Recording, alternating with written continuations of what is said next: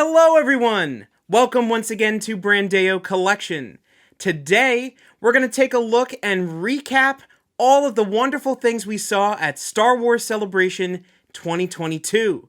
We're also going to take a look at the things we picked up and added into the collection. So stick around here and we'll take a look right after the jump.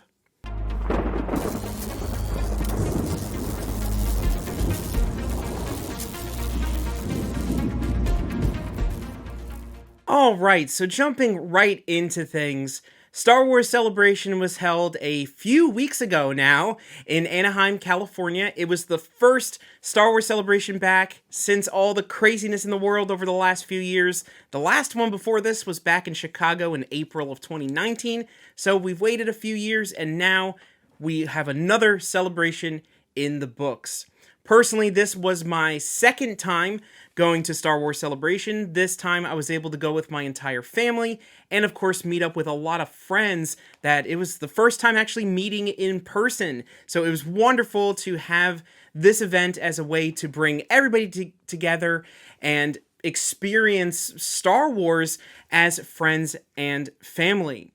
So what I wanted to do is I took a little bit of GoPro footage walking around the show floor, seeing some sights and sounds of the event. I took some photos. I'm going to talk a little bit about the experiences that I had at the event, and we're also going to jump in and take a look at the autographs that we got at the convention as well. So before we jump into everything, if you haven't already, please like this video, subscribe to our channel, hit that bell notification to be notified when we post new content. So stick around here, and after the jump, we'll take a look and talk some more about our experiences at Star Wars Celebration 2022. Now, as I mentioned before, this was only my second time going to Star Wars Celebration. I've been to many big conventions over the years, but this was the second time just for this particular event, and I gotta say, it was different. It is very different. It was even different than my experience at Celebration in 2019, and in the sense that it is specific, of course, to one franchise compared to a regular Comic-Con where you can find stuff for every single franchise you can think of, whether that be Star Wars, Marvel, DC, Game of Thrones, go on and on and on. Whereas this is just Star Wars, which, of course, for me as a gigantic Star Wars fan is fantastic, but it does kind of change the dynamic of your vendors and your different experiences that you're having throughout that time on the weekend. So, first off, I gotta say that myself personally, I am not a panel person. I'm not usually someone that goes to panels. When I go to Comic-Cons, I'm usually on the show floor at a comic convention. I'm looking for comic books, or if there's good celebrities there, I'm there getting autographs, whatever it may be. But I usually don't go to panels when I go to these shows. But Star Wars Celebration, because it's run by Disney and it's directly sourced to the promotion of some of these upcoming projects, their panels are a lot more interesting because you want to see some upcoming footage that may be exclusive just to that event. And that happened. We were very, very lucky to win the lottery, myself and my family, to go to the Thursday Lucasfilm Studio Showcase. And I gotta say, that was the most incredible way to start off a convention I have ever experienced in my entire life. We got to see exclusive clips of Season 3 of The Mandalorian. We got to see previews for Willow. Of course, they talked about Obi-Wan Kenobi, and because it was premiering the first 2 episodes that weekend, we got to see Ewan McGregor, Hayden Christensen on there. Warwick Davis came out. And of course, the biggest piece out of everything that they talked about during that studio showcase was being able to be there live in that stadium and watch John Williams himself perform. One of my bucket list items has always been to see John Williams perform live, and to be able to be there in the room of him performing multiple songs from Star Wars, including the brand new Obi-Wan Kenobi theme from the TV show that was being premiered, of course, for the first time on that particular day. And then, on top of that, him playing the theme to Indiana Jones and Harrison Ford walking out onto the stage as promotion for the brand new Indiana Jones film that's coming out in 2023. All of that combined just completely blew my mind and the mind of everybody around me. It was an experience that I will never forget. And I think that's just one way to really sum up the experience of Star Wars Celebration, is that while it may be specific to one franchise, there were experiences that I had throughout the entire weekend that will always be with me. There are experiences that will be there for not just myself, but of course, my wife that was there with me, my brother, my dad, my best friends who were there with me as well, who these are experiences that we will share for the rest of our lives and always look back on and cherish. So I'm very appreciative to the memories that were created on that weekend, and that especially itself. Once we had that, we were riding on a high and really just went from there, of course, going around the show floors, taking in all the different vendors, the different sights and sounds, making our way over to the autograph hall and going and getting the different autographs that we had scheduled. So the way that they had it set up was that they gave us set times to show up for different groups, depending on which celebrities you had autograph tickets for, which ones you would purchase prior to the event, or you could purchase right there on site. But either way, they set up these groups.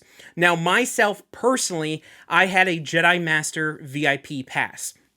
Now, with that Jedi Master VIP pass, you were given access to skip the line up to 6 times, whether that be with an autograph or a photo op.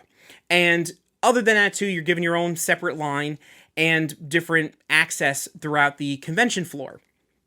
Now, for the autographs, they gave us these set times, but from my experience, even with those set times they gave me, as long as that celebrity was actually sitting at their table at the time that I got there, I just showed them that I paid for the autograph and they just let me in.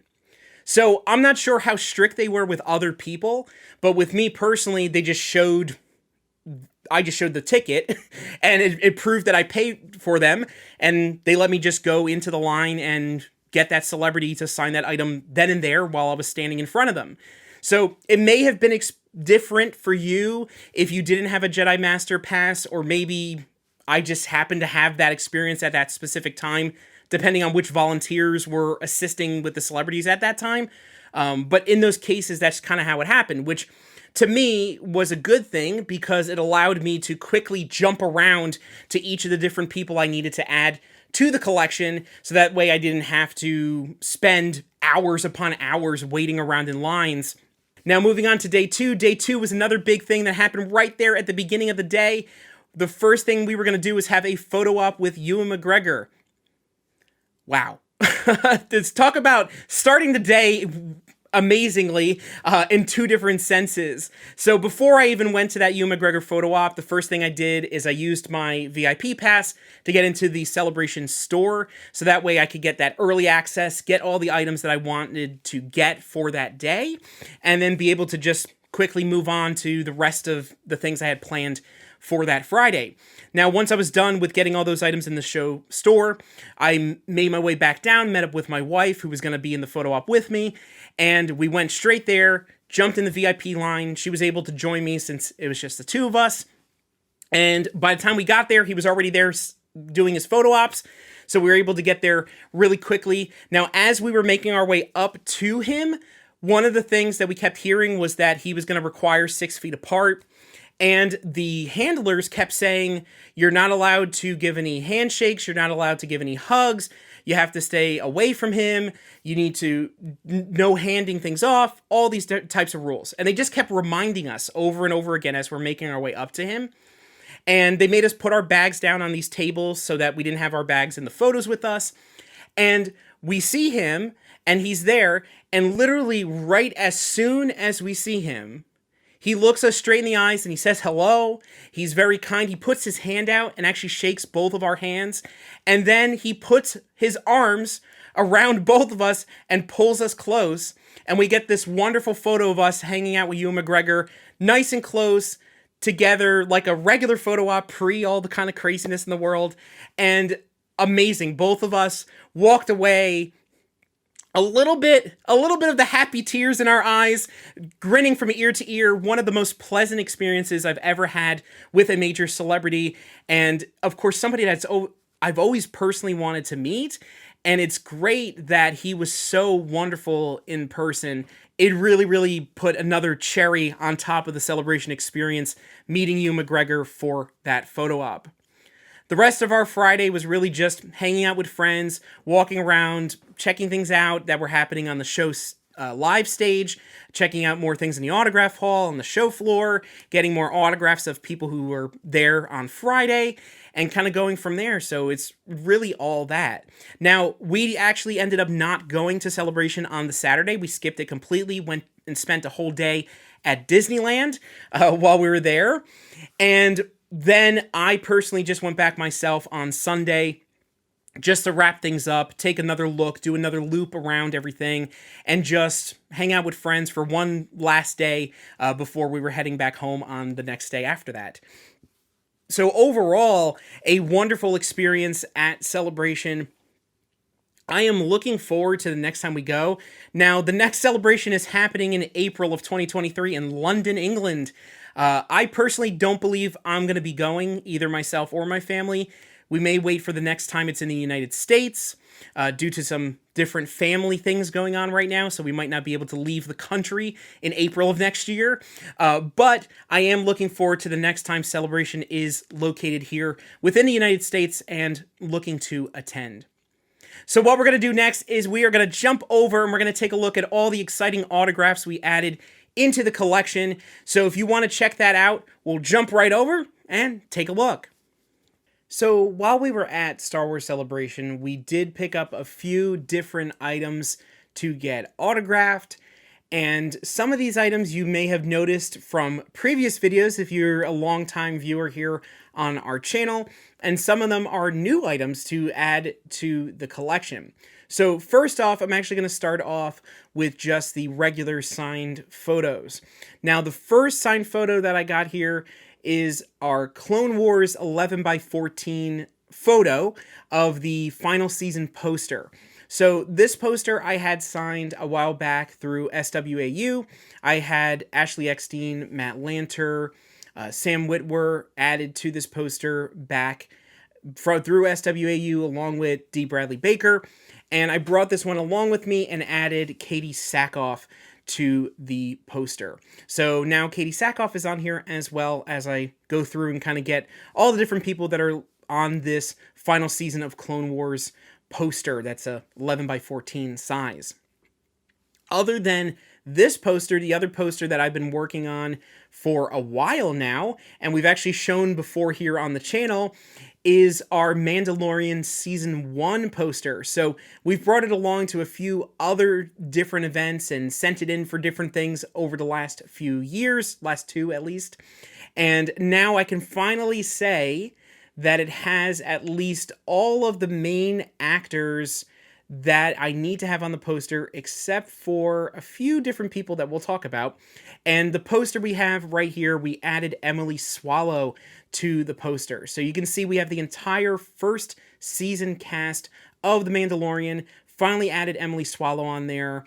Back in Philadelphia a few months ago, we added Ming-Na Wen to this poster. And now the next person that's going to be added to this poster, I'm going to be sending it off back to SWAU, is to add Taika Waititi to the poster, who, of course, not only is he IG-11, but he is also a director of the show. So he's going to be added to this as well. But overall, Emily Swallow was really the last person I needed in a regular con sense of one of the regulars that you see at cons to be added to the poster. So very, very happy to have her on this Mando poster now.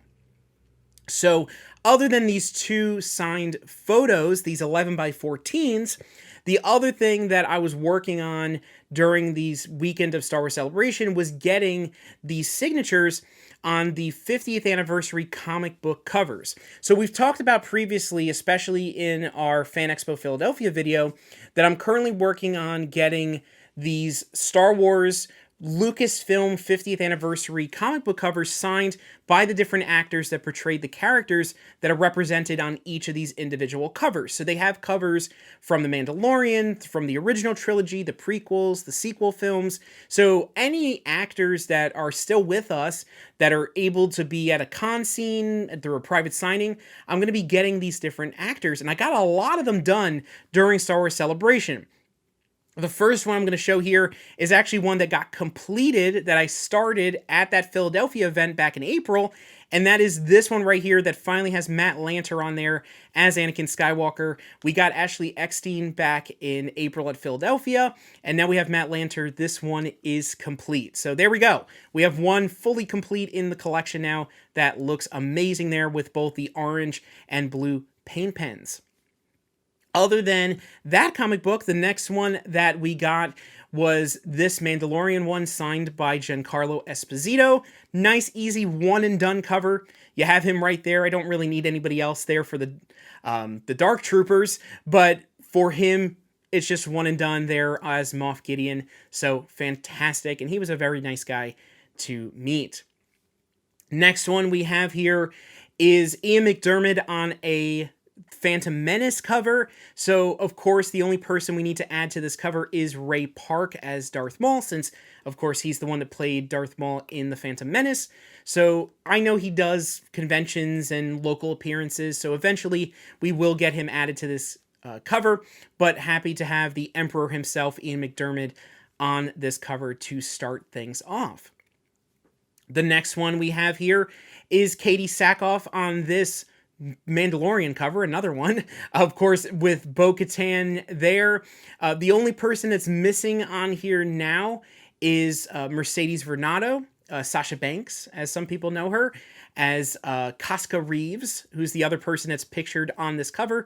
So she has done a signing with SWAU before, and I'm thinking she might do another one in the future. So once she does, this one's going to go in to get completed and have both of these Mandalorians completed on the cover. But I love how it looks already with just Katie Sackhoff on there.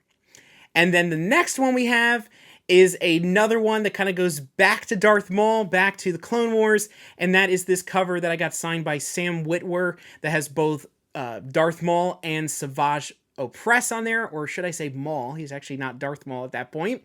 But got Sam Witwer on here. Once again, a very nice guy. I've heard of that before. It was my first time meeting him. He looked at the cover and he was like, okay, I'm going to put my name and I'm going to put Maul right up there at the top, and I'm going to leave room for Clancy Brown down there for Savage Opress. And me and him were having a conversation for a few minutes about the hopes that Clancy Brown may sign in the future. Now, he's one of those people that's always refused to sign and may always feel that way, but here's hoping. You never know. The impossible has happened before, but we'll keep that one open in case that happens in the future and add Clancy Brown to this cover if that ever does happen. Cross fingers. And then the final comic book cover that we got signed at Star Wars Celebration is another one that is now completely done, and one that we got started back at the Chiller Theater Convention back in April of 22. And this is the cover with both Jango and Boba Fett. We got Daniel Logan, Boba Fett, to sign it back at Chiller Theater. And now we got Tamora Morrison, who plays Jango Fett, on there. So now that's another comic cover that is complete fully. So we can put that one away and we're good to go. And so now we have all of those different comic covers. We did get a few others signed at the SWAU Night event, but we're going to save those for that video. So if you're interested in learning more about that SWAU Night, we're going to be posting a video pretty soon, show you the items we got autographed at that event as well. So if you haven't already, please like this video, subscribe to our channel, hit that bell notification to be notified when we post that video, and many, many more things. Thank you so much for watching today. We had a wonderful time at Star Wars Celebration in Anaheim. Looking forward to the next event, whether that be Star Wars Celebration, whether it be other things that are upcoming this year. So stick around here at Brandao Collection to be kept up to date and see all the wonderful items we continuously add to our collection. Thank you again for watching, and as always, keep on collecting.